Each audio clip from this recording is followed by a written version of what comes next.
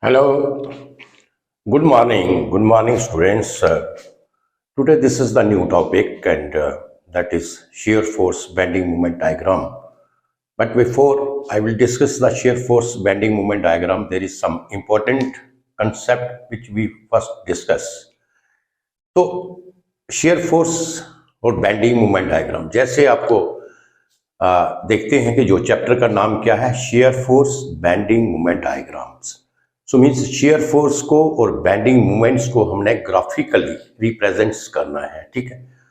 तो ये आपका चैप्टर है, लेकिन सबसे पहले before going to this shear force bending moment diagrams, there are a lot of concepts which we have to understand it well. तो सबसे पहला जो चीज है that is shear force. Shear force. So what is shear force? So what is shear force? First, we will discuss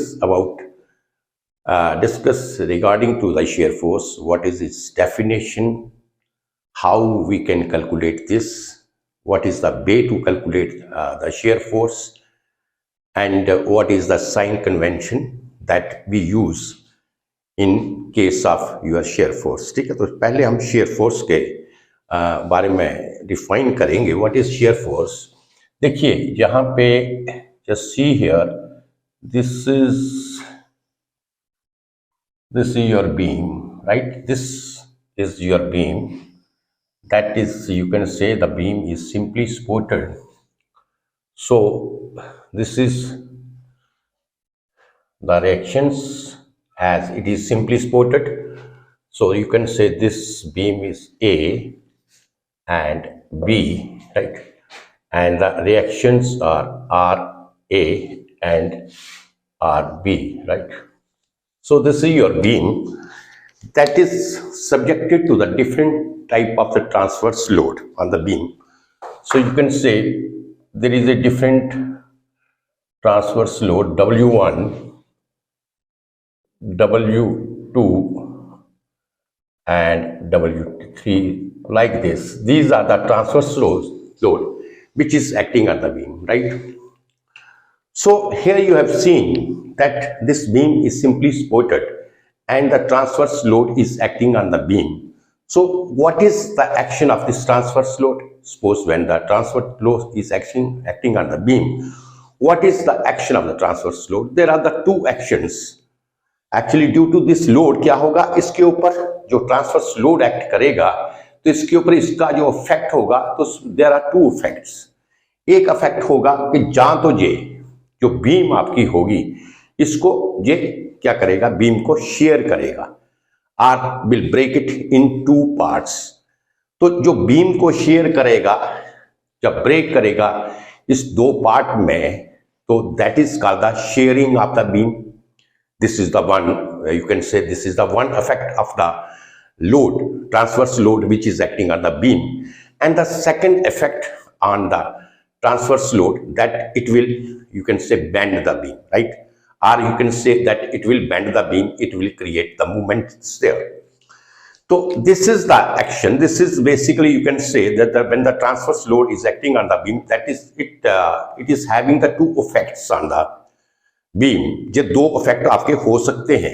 so ultimately then what we have to do, जो आपकी beam design होगी, उस बीम को design जो आपने किया होगा, तो उसके अकॉर्डिंग आपको देखना है कि वो कितना load, vertical load, transverse load, वो कितना, किस मैग्नीट्यूड का वो लोड जो है वो विथस्टैंड कर सकती है कि वो बीम आपकी शेयर ना हो, या कितना मूवमेंट वो जो है वो विथस्टैंड कर सकती है.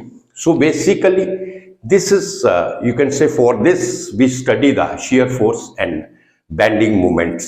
We study for this, and जो डायग्राम है that is the graphical way to represent the shear force which is acting on this beam and the movement which is being created due to the effect of the shear force which is acting on the beam, right? तो ये आपका एक छोटी सी मैंने introductions दी कि share force और bending movement के किस तरीके से इफेक्ट होता है जब आपका vertical load, transverse load beam के ऊपर एक्ट करेगा तो उसके क्या इफेक्ट होंगे, ठीक है। तो फर्स्ट इफेक्ट हम स्टडी करते हैं your shear force. Shear force किस तरीके से होगा, तो क्या होगा कि जब ये लोड इसके ऊपर एक्ट करेगा, when the load will, you can say transverse load is acting on the beam, so what happens there, suppose this is your plane, आप एक plane ले लो, this is your plane 1 1 or this is your plane 2 2, right? So क्या होगा कि you want to calculate the shear stress, or you can say you want to calculate the stress on the plane 1 1। मैं कहता हूं कि stress आप calculate करो, stress on the plane 1 1। So in order to calculate the stress on the plane 1 1, किसी भी plane के ऊपर 1 1 के ऊपर 2 2 के ऊपर कोई भी आपका जो होगा उसके ऊपर जब आपने स्ट्रेस को कैलकुलेट करना है, और जैसे हमने already we have discussed in the axial loaded members, तो क्या करते हैं हम स्ट्रेस को जो कैलकुलेट करना है, तो for this we have to calculate the internal forces, right, because stress that is equal to, stress का क्या फार्मूला है, stress that is equal to internal force divided by area, divided by area, so this is the stress, right? So it means that in order to calculate the stress on this, on any plane, suppose करो this is 1 1 plane, मैं इस plane के ऊपर stress को calculate करना चाहता हूं, I have taken the section 1 1 and this is your plane, in this plane I want to calculate the stress। तो इसमें पहला पॉइंट ये था कि हम इसे कहते हैं शेयर स्ट्रेस, जहां पे क्या कैलकुलेट करेंगे हम, शेयर स्ट्रेस कैलकुलेट करेंगे। शेयर स्ट्रेस का क्या मतलब है, why we say it is shear stress, why it is not nominal, you can say normal stress, why it is shear stress. Reason is here आप देखेंगे कि ये जो फोर्सेस हैं, ये जो आपका W1 W2 and W3, these 3 forces जो भी इसके ऊपर, जो लोड जो इसके ऊपर एक्ट कर रहे हैं, ये लोड जो है this is parallel to the plane, right, this is parallel to the section of the plane, or you can say this is parallel to the section of the plane। जैसे ये section मैंने लिया और इस section के मैं beam को काटता हूं, so I want to calculate the stress on the section 1 1, so you can say this load or this load or this load, these loads are parallel to the section of the plane, and when the load is acting parallel to the section of the plane, so what type of stress will produce there, the shear stress will produce, right? So जो जहां पे stress जो होगी वो हमने क्या निकालनी है, shear stress निकालनी है। So in order to calculate the stress, तो इन क्या करेंगे हम, in order to calculate, in order to calculate the stress, in order to calculate the stress or shear stress you can say, so what we have to do, we have to calculate the internal forces, as we have already discussed that internal forces we have calculate in the axial loaded member also, the same way we have to calculate the internal forces, right? जो आप internal forces इसकी calculate करेंगे, right, तो वो जो आपकी internal force होगी, कि कितनी इंटरनल फोर्स जो आपने कैलकुलेट किया है, वो जो आपकी इंटरनल फोर्स होगी, that is called the shear force. You understand that, जो आप इंटरनल फोर्स जो है कैलकुलेट करेंगे, that internal force you can say that is the shear force, right. So internal force आप कैसे कैलकुलेट करेंगे ये हम बाद में पहले डिस्कस करते हैं। तो पहले इसका जो डेफिनेशन बनता है, what is the definition of the shear force, it is the internal transverse force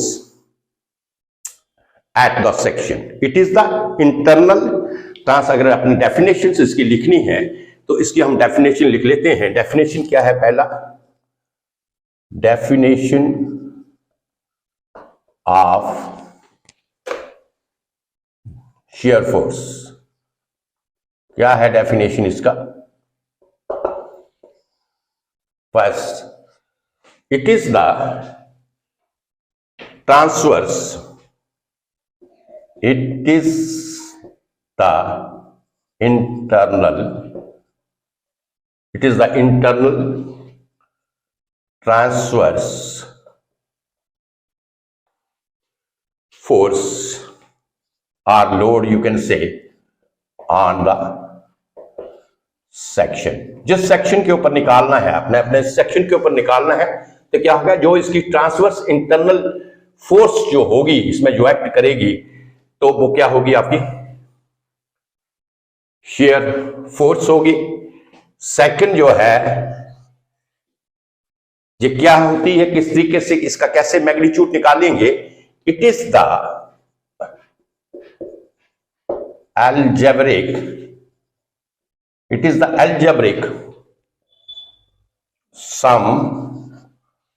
algebraic sum of all the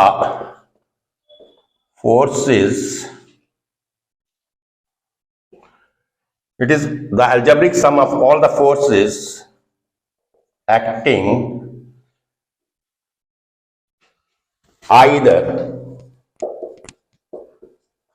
the left or right part of the section। ठीक है, ये सेक्शन के ऊपर आपने निकालना है, तो इस क्या करेंगे, इसका हम जो अलजेब्रिक सम होगा फोर्सेस का, ये जो आपका सेक्शन 1-1 है, सपोज आपने इसको 1-1 के ऊपर निकालना है, तो आइदर आप इसके लेफ्ट पार्ट की जो फोर्सेस हैं उसको आप सम कर लेंगे, तो अगर आपने राइट पार्ट से निकालना है तो इसके जो राइट पार्ट की जो फोर्सेस हैं उसको सम कर लेंगे, और जो टोटल मैग्नीट्यूड होगा after adding all the forces to the left part of the beam, left part of the section और the right part of the section, that algebraic sum of the forces is the magnitude of the shear force. वो क्या होगा, वो shear force का quantity होगी, वो उसका magnitude होगा। You understand this point, right? So now I just give you the detail that what is the way how we can just calculate the forces and what is the method, किस तरीके से आपने करना है, तो ये अभी हम डिस्कस करते हैं। ठीक है, लाइक देखिए आगे।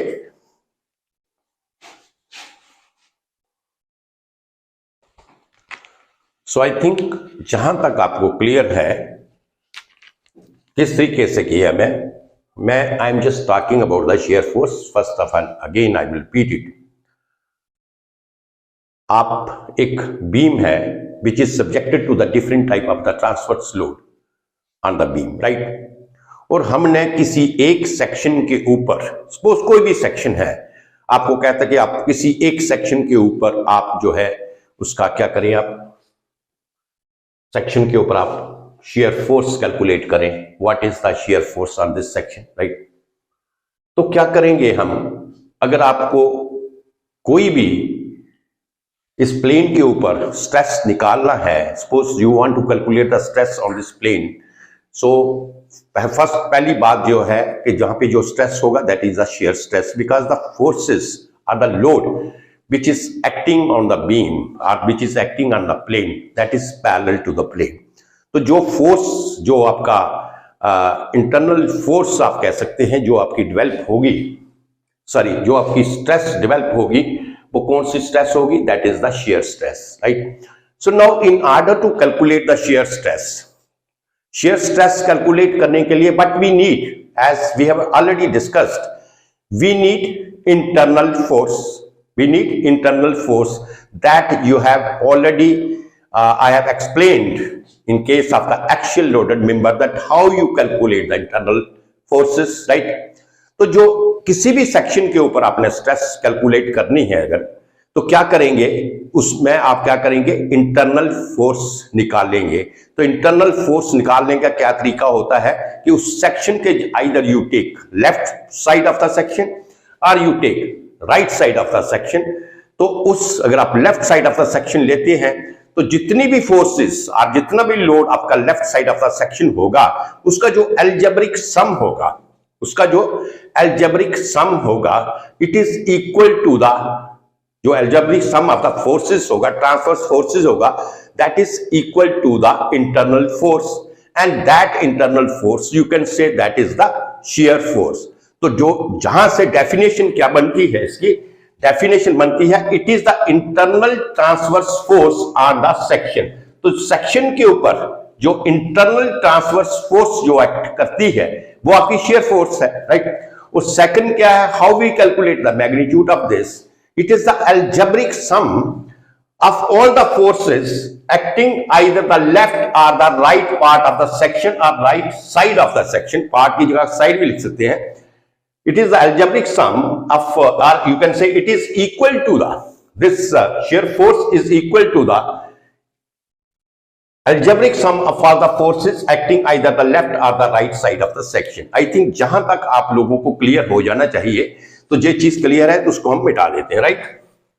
तो आप आगे देखिए, आप इसको थोड़ा मैं करके बताता हूं। Suppose you want to calculate the internal force at section 1-1, ये आपका सेक्शन 1-1 है। तो आप जहां पे क्या करना चाहते हैं, इंटरनल फोर्स कैलकुलेट करना चाहते हैं, तो क्या करेंगे आप, इस बीम को इस सेक्शन के ऊपर दो पार्ट में डिवाइड कर लेंगे, ठीक है। तो इस बीम को कट करें आप, तो एक जे पार्ट हो गया, राइट, और एक जे पार्ट आपका हो गया, राइट। दो पार्ट में बीम को आपने क्या किया, इसको कट कर लिया। तो इसमें एक फोर्स आपकी जे एक्ट करती है RA, और एक आपकी फोर्स आपकी जे एक्ट करती है W1। तो जे आप कह सकते हैं left side from the section, जिस सेक्शन के ऊपर आपने निकालना है that is the left part or left side of the section, and this is your right side of the section, ठीक है। जिस सेक्शन के राइट साइड का पार्ट है, this is right, this part is, तो इसमें आपकी जो फोर्सेस होंगी, राइट, इसमें फोर्सेस क्या है आपकी, एक आपकी W2 फोर्स है, एक आपकी W3 फोर्स है, और एक आपकी R3 force, right. So this is the right part and this is the second part, right. Now I want to calculate the internal force at this section. तो क्या करेंगे, इंटरनल फोर्स निकालने के क्या करेंगे, सिंपल फार्मूला है IF internal force at section, लिख लीजिए section 1-1। What you will do, आप अभी तो मैंने साइन कन्वेंशंस के बारे में नहीं बताया, बट नॉर्मली अभी ले ले हम, जहां पे हम लेफ्ट साइड के ऊपर जो आपकी अपवर्ड फोर्स है इसको मैं पॉजिटिव ले लेता हूं। सपोज अगर RA, तो जी आपकी क्या आएगी, नेगेटिव, दैट इज W1। अगर मैंने लेफ्ट पार्ट से, अगर मैंने इसका लेफ्ट पार्ट से कैलकुलेट किया, राइट, दैट इज फ्रॉम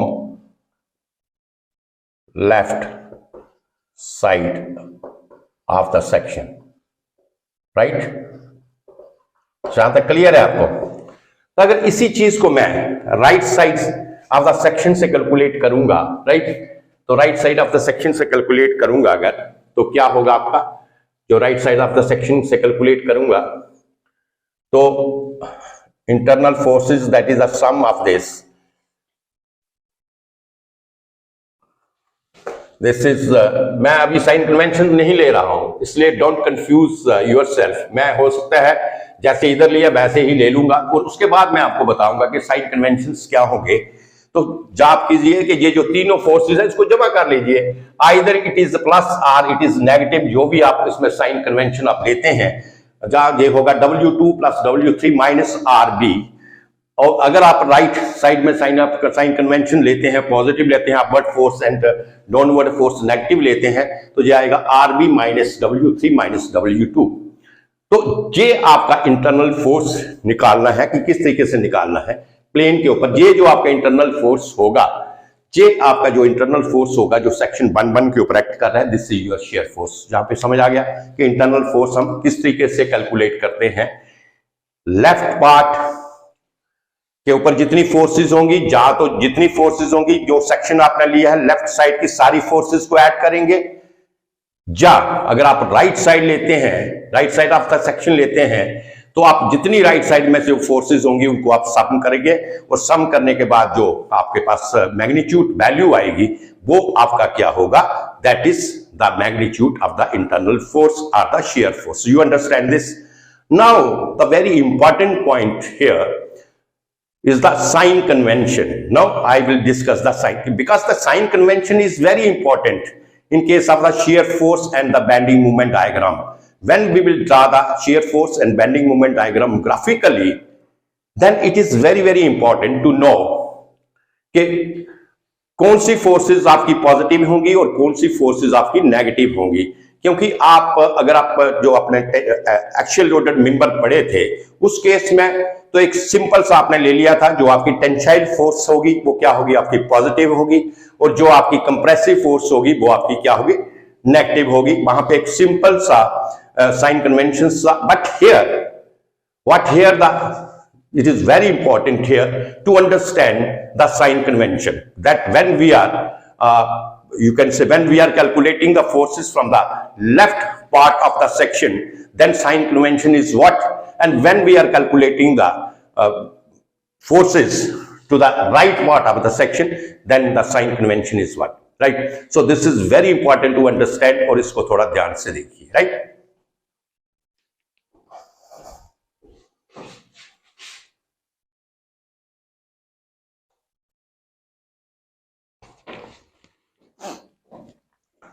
आप देखिए साइन कन्वेंशन के बारे में, इसमें थोड़ा ध्यान दीजिएगा। Sign convention,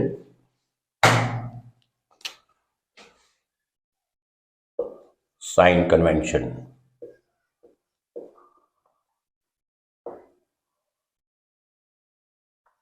sign convention, right. अब ये साइन कन्वेंशन जो है, why it is important here. अब देखिए जो एक्सियल लोडेड मेंबर्स थे उसमें हमारे लिए साइन कन्वेंशन इतना इंपॉर्टेंट नहीं था, क्योंकि जो हम एक साइड से चलते थे और एक साइड में जो जितनी भी फोर्सेस जो आपकी फोर्सेस बाहर को होंगी, टेंसाइल फोर्सेस होंगी, वो हमने पॉजिटिव लिया, और जो आपकी कंप्रेसिव फोर्सेस थी वो आपने नेगेटिव लिया। But here the sign convention is very important. देखिए सपोज करो इस सेक्शन में मैंने कैलकुलेट किया कि लेफ्ट साइड से फोर्सेस कैलकुलेट की, राइट। सपोज करो when we will draw the shear force bending moment diagram, अगर मैं ये सेक्शन लेता हूं तो इस सेक्शन में अगर ये मेरे लेफ्ट साइड में है, मैं देखता हूं कि जहां पे बहुत ज्यादा फोर्सेस हैं, तो हमें क्या होगा, कैलकुलेशन करने में, सॉल्व करने में समटाइम्स वी फील कि हमें थोड़ी प्रॉब्लम हो सकती है। और राइट साइड में अगर राइट साइड से मैं लेता हूं तो there is only 1-2 forces are acting here, और अगर लेफ्ट साइड से दे लेता हूं तो there is 1, 2 and 3 you can say total forces are there. तो अदरवाइज हम क्या करते हैं कि समटाइम्स डिफरेंट प्लेन्स के ऊपर, अगर एक प्लेन के ऊपर मैं लेफ्ट साइड के से इंटरनल फोर्सेस कैलकुलेट कर रहा हूं, तो जो सेकंड प्लेन है अगर मैं उसकी राइट साइड से कैलकुलेट करता हूं, तो इसलिए जहां पे साइन कन्वेंशन इसलिए ज्यादा इंपॉर्टेंट हो जाता है कि साइन कन्वेंशन आपका लेफ्ट साइड से और राइट साइड से उसका जो सिस्टम होना चाहिए, जो नेट इफेक्ट होना चाहिए, वो क्या होना चाहिए, 0 होना चाहिए, वो साइन कन्वेंशन आपका सेम होना चाहिए। इसलिए साइन कन्वेंशन जहां पे बहुत ज्यादा इंपॉर्टेंट है। और अब देखो मैं साइन कन्वेंशन का आपको एक बहुत ही आसान सा तरीका बताऊंगा, उस तरीके से आप इसको नोट कर लीजिए, और इसको आपने नोट बहुत अच्छे तरीके से करना है और इसको समझने की कोशिश करनी है, because this is very important when you will draw the shear force diagram, right. अब देखिए इसमें क्या करेंगे हम, ये आपका है एक जे है, मैं 2 वॉक्स बना के आपको ये बता देता हूं, उसके बाद फिर मैं एक्सप्लेन भी कर दूंगा आपको। जे लेफ्ट है, जे राइट का लेफ्ट है, राइट। जे आपका राइट और जे आपका right, right, left left right right. इसको मैं मिटा देता हूं, there is no need of this now.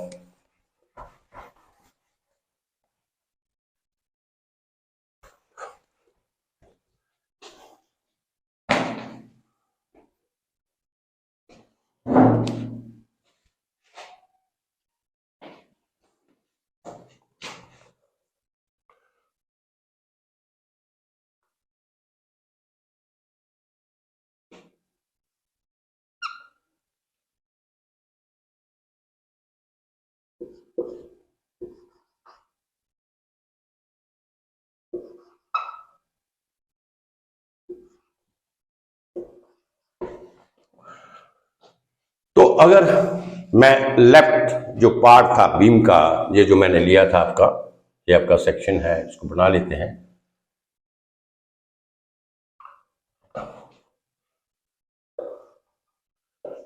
W1,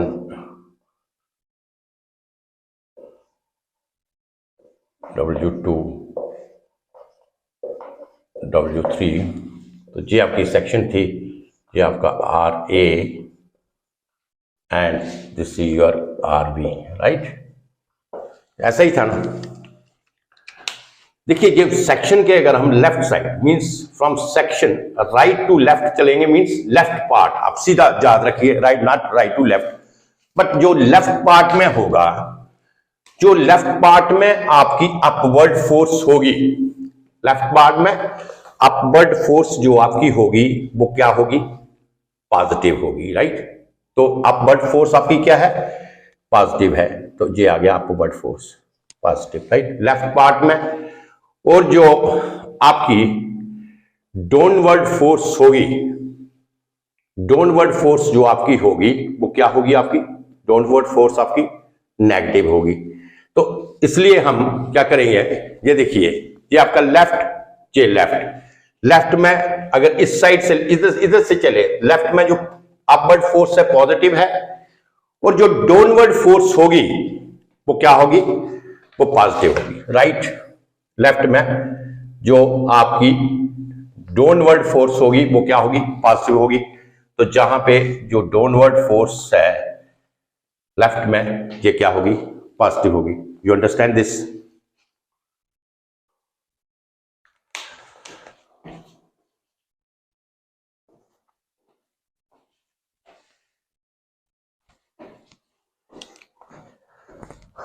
इसका थोड़ा सही तरीके से कर लिया इसको।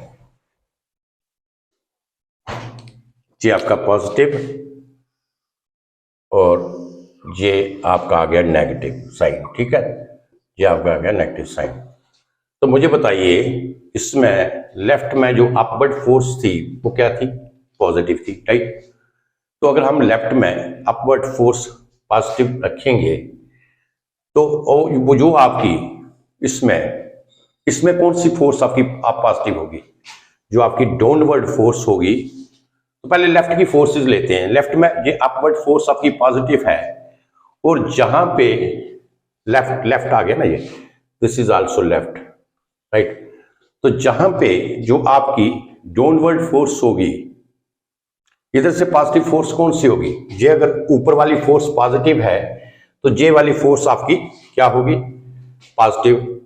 जे वाली फोर्स क्या? नेगेटिव फोर्स कौन सी होगी इसमें? This is your positive and this is your negative, downward force is negative.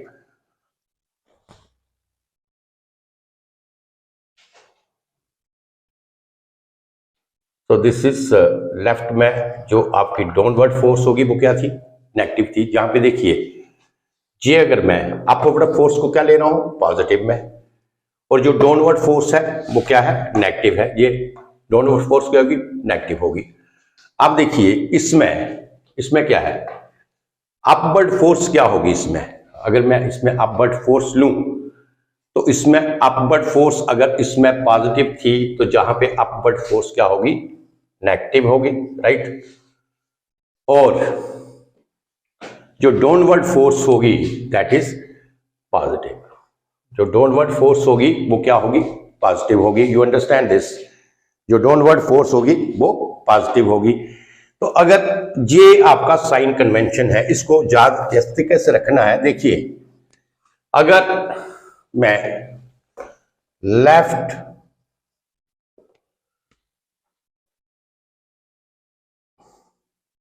Side of the section, अगर मैं left side of the section की बात करूं तो इसका क्या मतलब हुआ?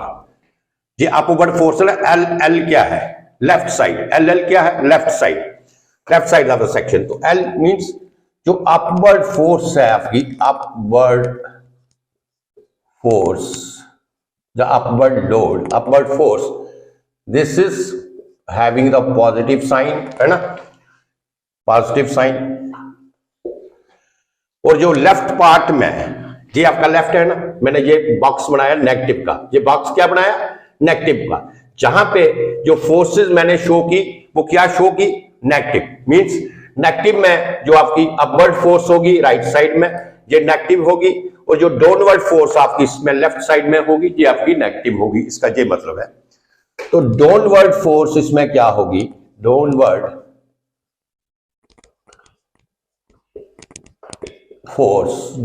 Force is having the negative sign. समझ आ गया जी। अगर लेफ्ट साइड से हमने चलना है, अगर हमने किसी सेक्शन के लेफ्ट साइड के ऊपर हमने कैलकुलेट करना है टोटल शियर फोर्स कितनी है या टोटल इंटरनल फोर्स कितनी है, तो क्या करेंगे, जो फोर्सेस आपकी अपवर्ड डायरेक्शन में होंगी उनका हम साइन क्या लेंगे, पॉजिटिव साइन लेंगे, और जो फोर्सेस आपकी डाउनवर्ड डायरेक्शन में होंगी उस वक्त साइन हम क्या लेंगे, नेगेटिव साइन लेंगे। ये आ गया फर्स्ट पॉइंट लेफ्ट साइड का। और अगर मैं right side of the section, means अगर इधर से मैंने इधर से कैलकुलेट करना है, सेक्शन का राइट पार्ट लेना है मैंने, तो जहां से ये मैंने फोर्सेस इस तरीके से कैलकुलेट करनी है, तो right side of the section, जो right side of the section होगा उसमें क्या करेंगे, उसमें टोटल अपोजिट सिस्टम हो जाएगा। आप देखिए जो आर जो मैंने लिखा यहां पे, तो आर लिखने का क्या मतलब था, ये लेफ्ट है तो ये राइट है, राइट। तो आर लिखने का ये मतलब हुआ right side, R means right side of the section.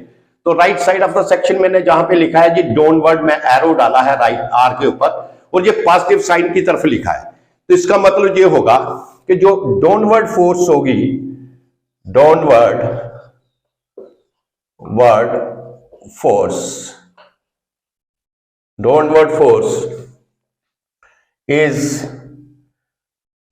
Force सी ऐसे लिखते हैं, हैविंग द नेगेटिव साइन, इसमें कौन सा साइन लगेगा, negative sign, sorry, downward force is having the positive sign, because ये आपका क्या है, ये पॉजिटिव है, is having the positive sign. जहां पे लेफ्ट साइड में डाउनवर्ड फोर्स में नेगेटिव साइन था, जहां पे डाउनवर्ड फोर्स में पॉजिटिव साइन होगा। और अपवर्ड फोर्स, जहां पे जो अपवर्ड फोर्स होगी, जो अपवर्ड लोड होगा, जो भी है अपवर्ड फोर्स होगा, उसको हम किस तरीके से, कौन सा साइन देंगे, हम नेगेटिव साइन देंगे, उसको हम नेगेटिव साइन देंगे। इसको आप अच्छे तरीके से नोट कर लीजिए, this is very important one. जब भी आप shear force bending movement diagram draw करेंगे, तो उस बीम में different type of the vertical load act करेंगे, रिएक्शंस एक्ट करेंगी, तो डिफरेंट टाइप ऑफ प्लेन्स होंगे।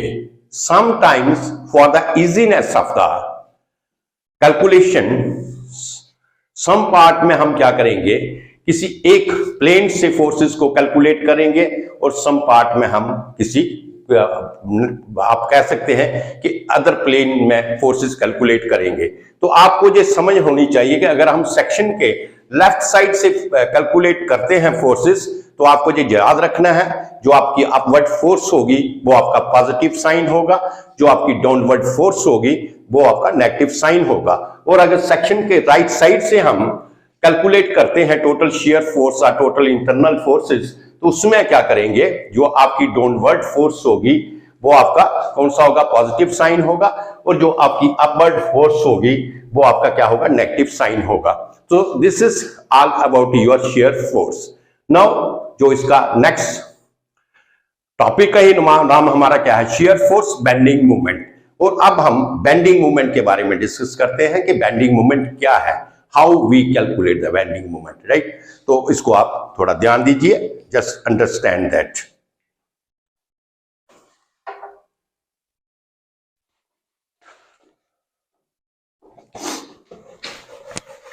अब नेक्स्ट हमारा जो है बेंडिंग मूवमेंट।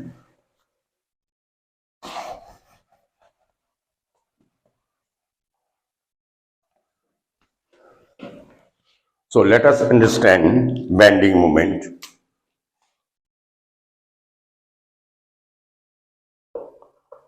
Bending मूवमेंट, इसका भी फिगर ड्रा कर लेते हैं हम पहले। So this is your beam, so this is your beam, right? That is a simple supported beam RA. This point is A, this point is B, this is your reaction RB, and say load W1,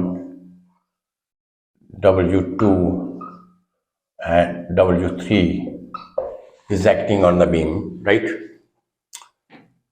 So suppose this is your section 1-1, अगर आपने इस section के ऊपर निकालना है, this is your section 2-2, इसी तरीके से डिफरेंट सेक्शंस होंगे। अब देखिए समझिए इसे, what is your bending moment. पहले ये बात ये है कि first we have to understand कि जैसे मैंने शेयर फोर्स के केस में आपको बताया कि if you want to calculate the stress on any section of the plane, what we have to find out, we have to find out the internal forces. So जो internal force, इसका मतलब ये है कि जहां पे क्या होगा, अगर जहां इस सेक्शन के ऊपर you want to calculate the shear force, you can say, or you want to calculate the stress, so the load, vertical transverse load is acting, forces are acting here, so it means that this plane is having the internal force. So due to these internal force, or you can say due to these internal forces which are set up in the plane, these internal forces or this internal force will develop the movement. That internal force will develop the movement, right? जब जहां पे internal force develop होगी तो वो क्या करेगी, एक internal movement develop करेगी, right? That will develop the internal movement. And that internal movement is called the bending movement, right? उसको क्या बोलते हैं हम, bending movement बोलते हैं। अब सेकंड इसका देखिए कि जहां पे as in order to calculate the bending moment, first what is there, this load W1 is acting at this point and there is a reaction. You want to calculate the bending movement eight section 1-1, right? तो आप क्या करना चाहते हैं कि bending movement section 1-1 के ऊपर आप कैलकुलेट करते हैं। Suppose you have to calculate the bending movement here, आप जहां पे आप बेंडिंग मूवमेंट को कैलकुलेट करेंगे, तो for calculating the bending movement you have to calculate the movements. तो क्या होगा, जब आपकी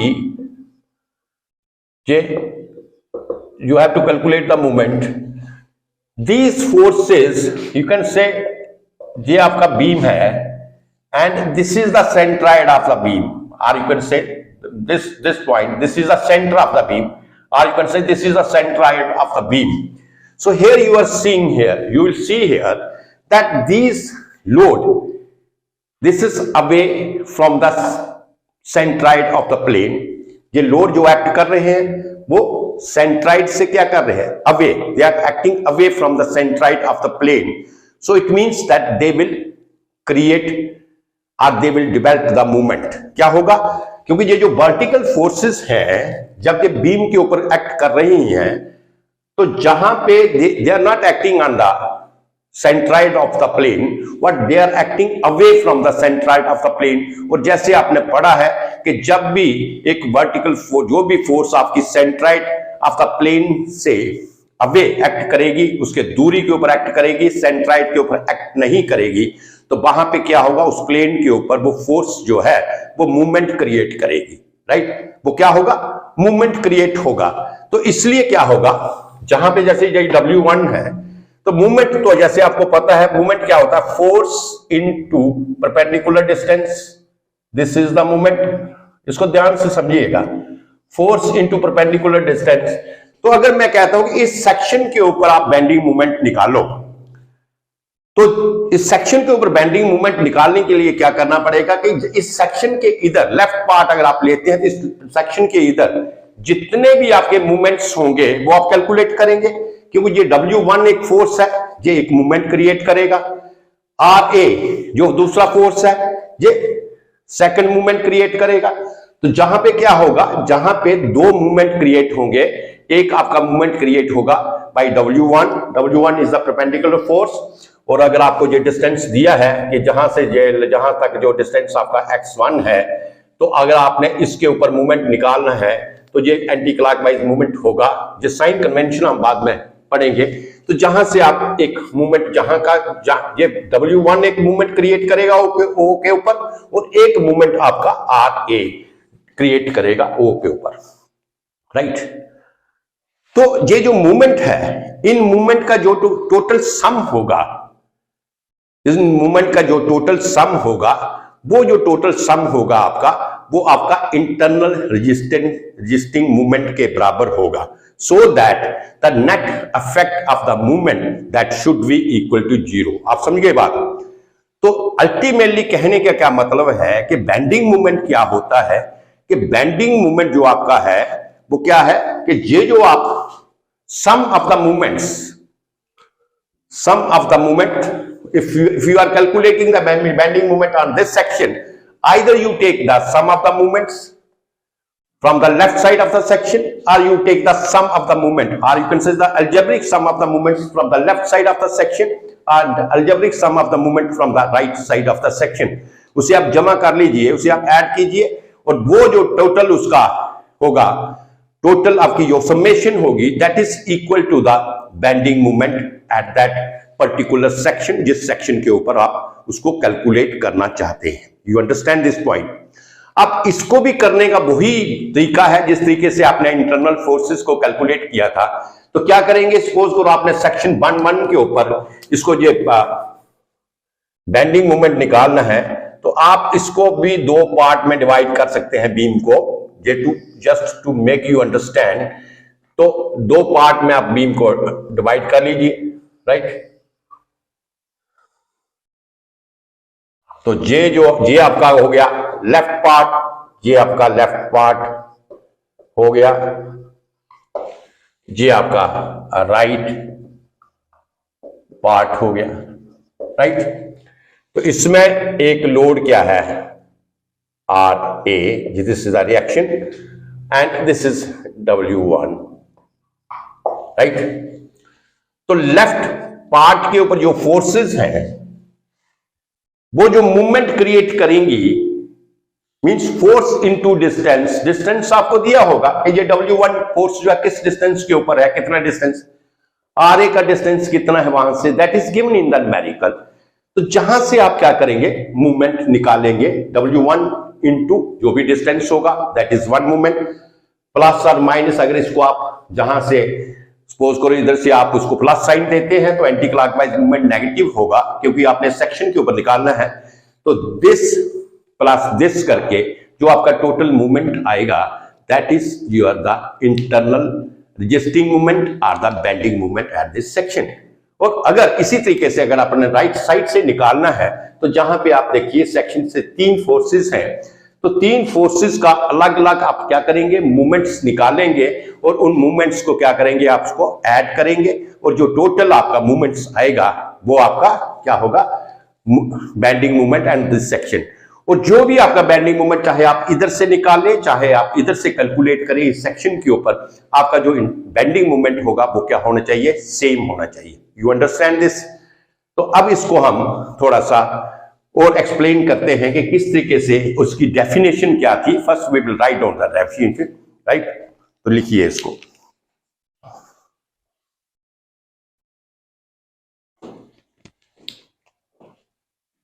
सो अगर इसकी डेफिनेशन निकली है, डेफिनेशन इसकी क्या आएगी,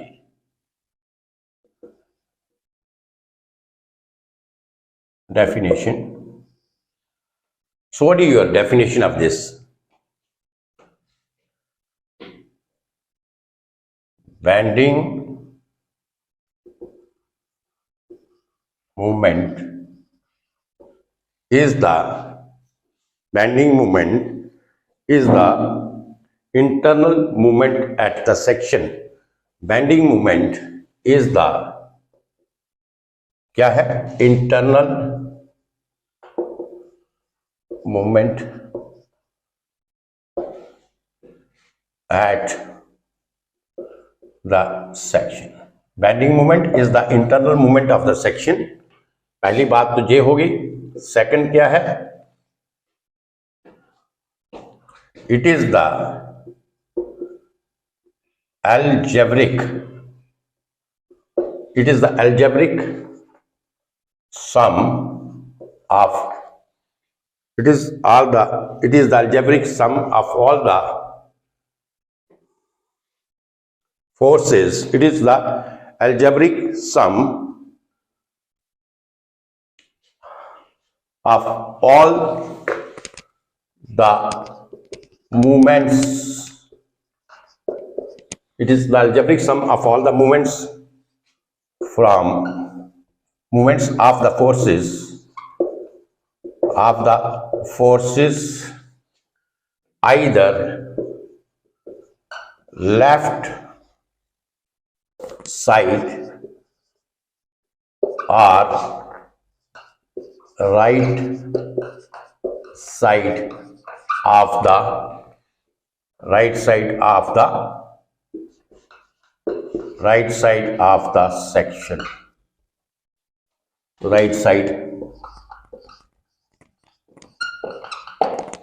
समझे बात? तो अगर आपने इस सेक्शन के ऊपर निकालना है, इसने क्या कहा है? Binding movement is the internal movement at the section. जैसे मैंने आपको बताया कि बाइंडिंग मूवमेंट क्या होगा? सेक्शन के ऊपर जो इंटरनल मूवमेंट होगा। और जैसे बताया आपको कि इंटरनल मूवमेंट कैसे क्रिएट होगा, किस तरीके से क्रिएट होगा कि जो आपकी ये फोर्सेस हैं, these are away from the centroid of the beam, so they will create the movement.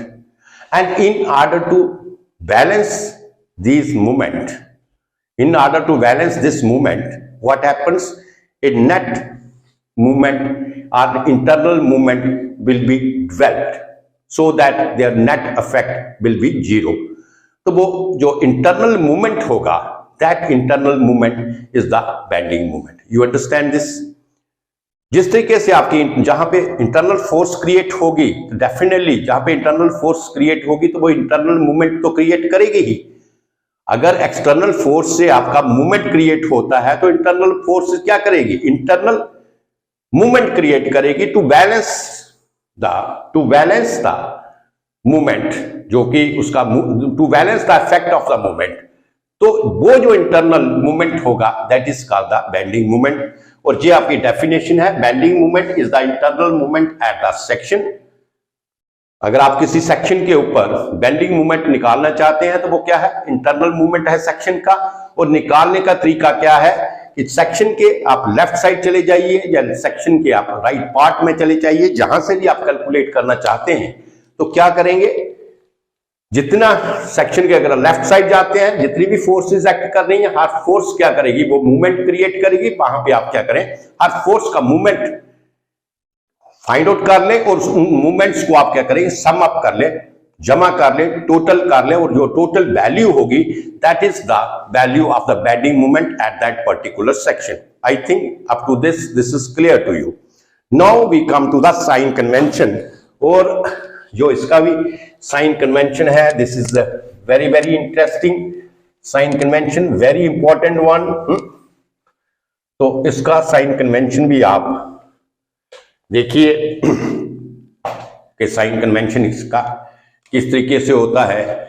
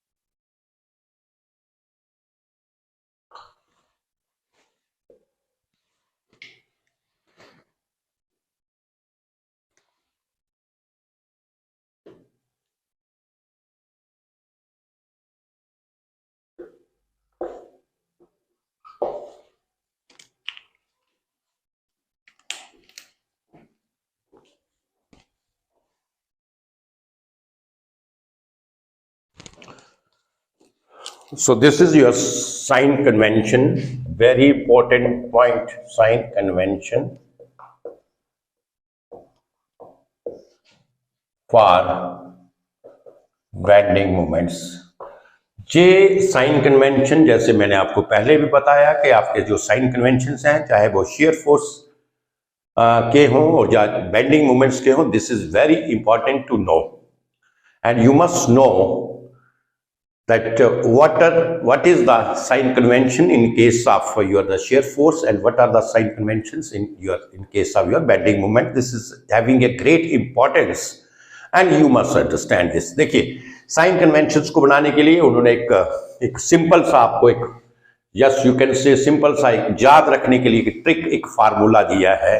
वो क्या है कि इस किस्म का जो हम शेप बनाते हैं, that is called as sagging. Sagging means smiley, having a very positive mood. Positive mood means he is happy, smiley, he is happy and he is having a positive mood. So there is a positive sign. Hogging means the particular person is having a sad mood, means he is negative.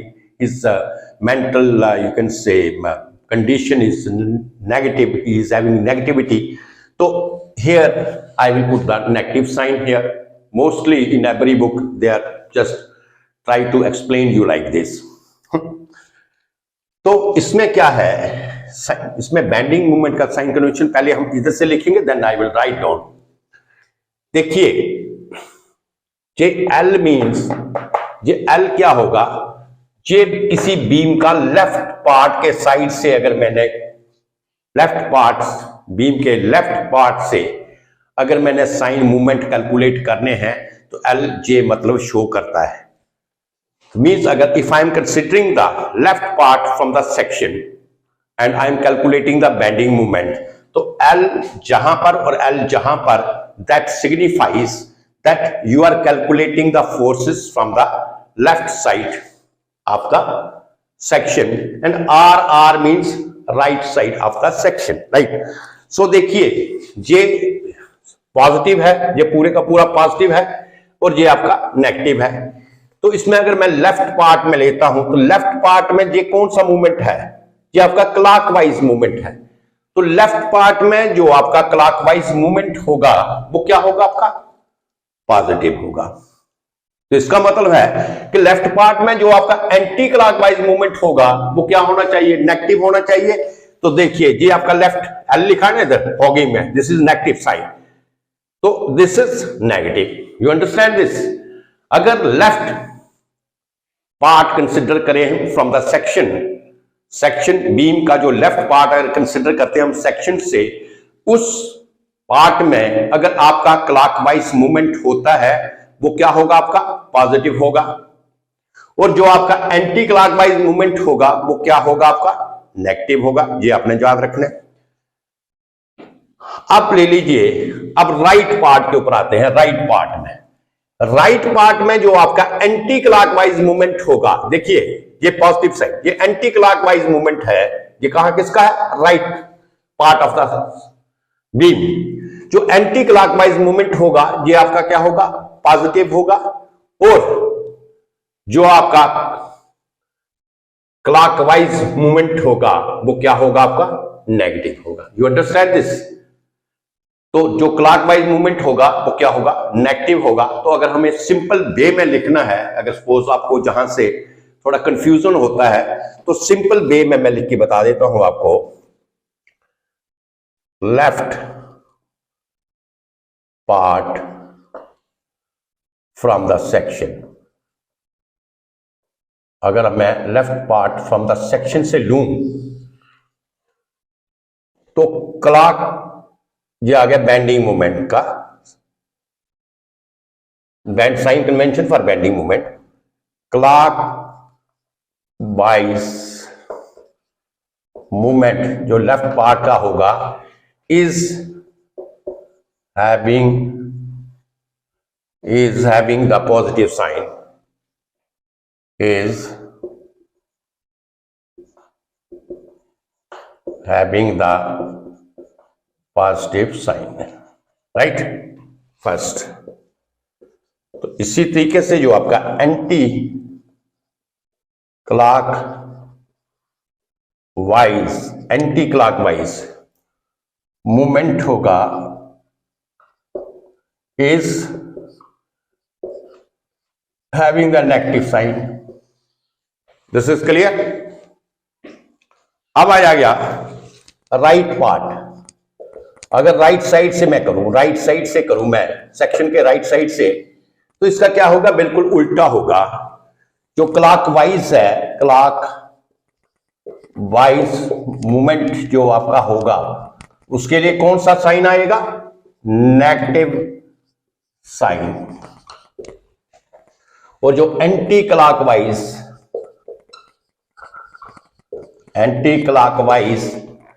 Movement, anti clockwise movement is having the positive sign. जे आप note कर लीजिए। जे basically इसका आप कह सकते हैं explanation है। अगर आपको फिगर से थोड़ी सी कंफ्यूजन होती है तो जे इसकी एक्सप्लेनेशन है, बाकी फिगर मैं आपको दोबारा समझा दूंगा। जो सैगिंग है दैट इज ए पॉजिटिव। तो सैगिंग में उसने बताया है कि जे movement clockwise and this movement anti clockwise. This movement from the left side of the section positive होगा, क्लॉकवाइज मूवमेंट पॉजिटिव होगा अगर हम left side of the section लें, और अगर हम right side of the section लें तो क्या होगा, एंटी क्लॉकवाइज मूवमेंट पॉजिटिव होगा। तो हॉगी मीन्स नेगेटिव।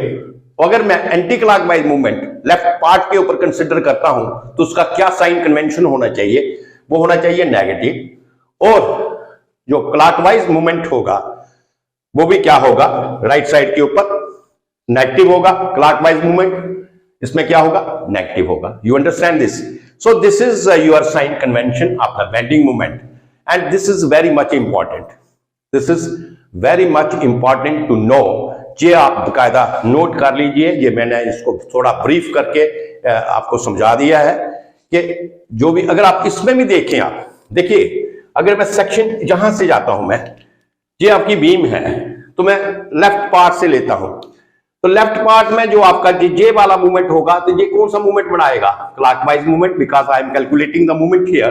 तो इसमें ये हम क्या लेंगे, पॉजिटिव साइन लेंगे। और जे मूवमेंट आपका क्या बनाएगा, anti clockwise movement and this movement is having the negative sign. अगर इसी साइड से मैं इस पार्ट से करता हूं तो जे आपका एंटी क्लॉकवाइज मूवमेंट बनाएगा, लेकिन फोर्स की डायरेक्शन क्या है, पॉजिटिव है ना, अपवर्ड है। तो आप इसको ऐसे भी जा सकते हैं, रख सकते हैं कि फोर्स की डायरेक्शन क्या है, पॉजिटिव है, अपवर्ड है। तो इसलिए ये आपका जहां पे पॉजिटिव साइन आ गया एंटी क्लॉकवाइज डायरेक्शन में in case of the right side, right. और ये फोर्स की डायरेक्शन डाउनवर्ड है, ये चाहे क्लॉकवाइज मूवमेंट बनाएगा ये, लेकिन ये डाउनवर्ड है तो ये क्या होगा, नेगेटिव साइन होगा। तो कहने का मतलब different type of different tricks to understand the things. Ultimately, you have to understand the sign convention and which is given here very clearly. You write down this. I think this is all about your this. What is shear force? What is bending moment? I have given the definitions of shear force, bending moment, how we will calculate, what are the sign conventions, and because why I have taken only this chapter separately, because this is very very important to know. जब तक आपको shear force और bending moment के बारे में पता नहीं होगा, इसके लिए मैंने सेपरेट लेक्चर दिया आपको, 1 घंटे का लेक्चर है आई थिंक, इसलिए मैंने ज्यादा एक्सप्लेन किया कि कोई शेयर फोर्स और बेंडिंग मूवमेंट को जानना पहले बहुत जरूरी है, उसके साइन कन्वेंशन को जानना बहुत जरूरी है, उसका कंसेप्ट जानना बहुत जरूरी है, तभी आप आगे जाके जो है शेयर फोर्स और बेंडिंग मूवमेंट डायग्राम में उसको आप अच्छे तरीके से कर सकते हैं। So this is my lecture today and tomorrow I will just take another lecture that is the relationship between the load, or you can say load relationship between the shear force and bending moment. So today this is all about that. Thank you very much.